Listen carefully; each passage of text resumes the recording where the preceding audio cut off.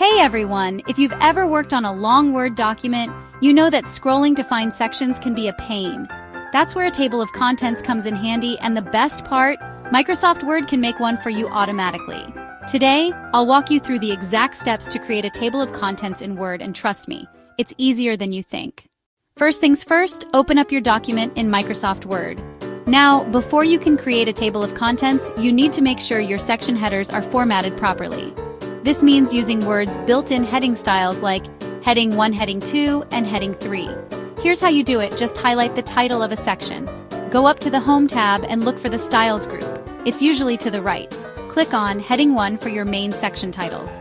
For any subsections under those, use Heading 2, and if you need more layers, use Heading 3. Go through your document and assign these styles to all your headers. This step is crucial for the table of contents to work. Once your headings are set, place your cursor at the spot where you want your table of contents to appear, usually at the start of your document, right after the title page. Now, head over to the References tab at the top. Right there, you'll see Table of Contents. Click it and a drop-down menu will open up.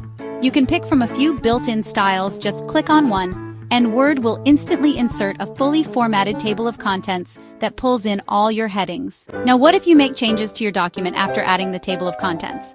No worries. Just go back to the table, click on it, and you'll see an option at the top that says Update Table. You can choose to update the entire table or just the page numbers. Hit OK, and your table of contents is refreshed.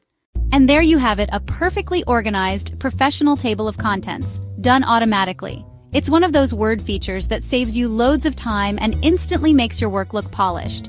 Give it a try and let me know how it goes in the comments.